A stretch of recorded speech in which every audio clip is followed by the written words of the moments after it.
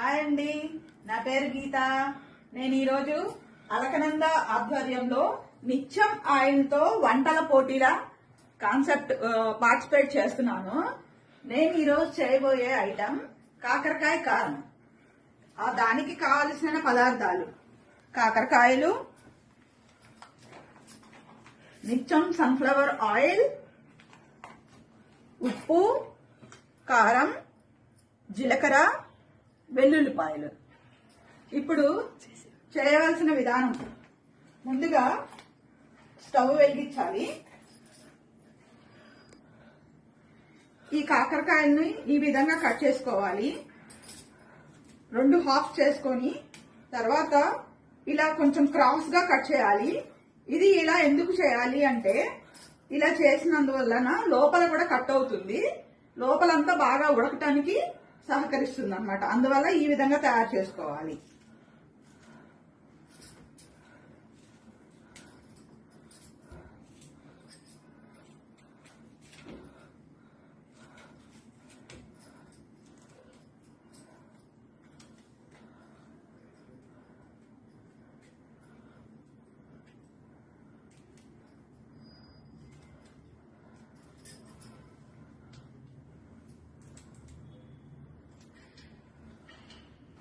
ఇప్పుడు చేసే విధానం చెప్తున్నాను.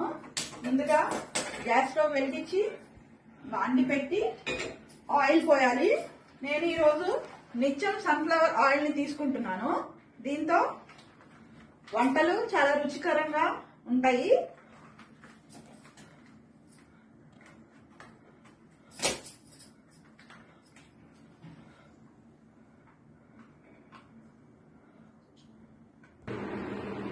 కారాన్ని ఈ విధంగా తయారు చేయాలండి. ఉప్పు, కారము, వెల్లుల్లిపాయలు, జీలకర్ర అన్ని మిక్సీలో వేసి ఈ విధంగా తయారు చేసుకున్నాను కారము. ఈలోపు నూనె కాగిందండి. కాకరకాయలు ఒక్కొక్కటిగా చిన్నగా వేసుకోవాలి.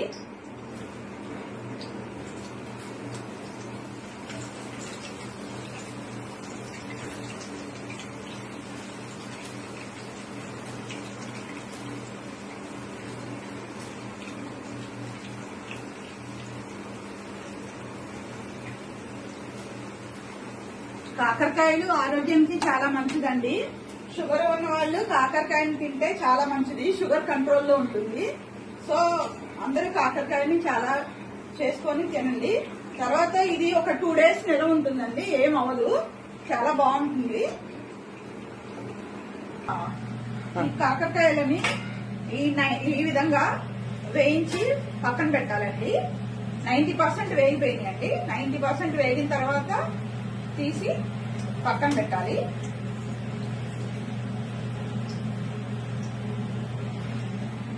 తర్వాత ఈ ఆయిల్ అంతా వేరే దానిలోకి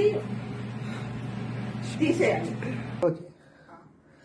ఈ కాకరకాయలు 90% కాలిన తర్వాత తీసి ప్లేట్లో పెట్టుకున్నాం కదండి, దానిలో ఈ విధంగా మనం ముందుగానే తయారు చేసి పెట్టుకున్న కారాన్ని ఇందులోకి పెట్టాలి.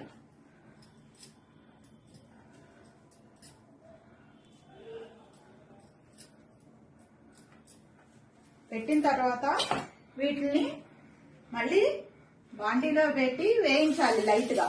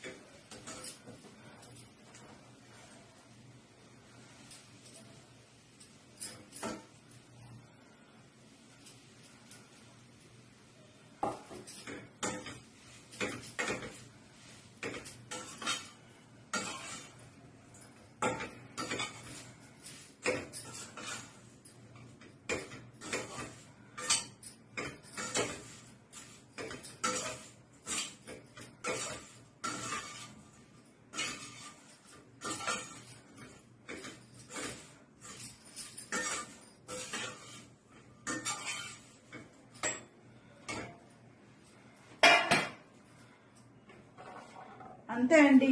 దీన్ని ఒక సర్వింగ్ బౌల్లోకి తీసుకోవాలి. ఈ వేడి వేడి కాకరకాయ కారం చాలా బాగుంటుందండి తినడానికి. అలాగే ఒక 2 days నిల్వ కూడా ఉంటుంది. చాలా బాగుంటుంది. ఒకసారి తిన్నారంటే మళ్ళీ వదిలిపెట్టరండి. చాలా బాగుంటుంది. మీరు కూడా ఒకసారి టేస్ట్ చూడండి.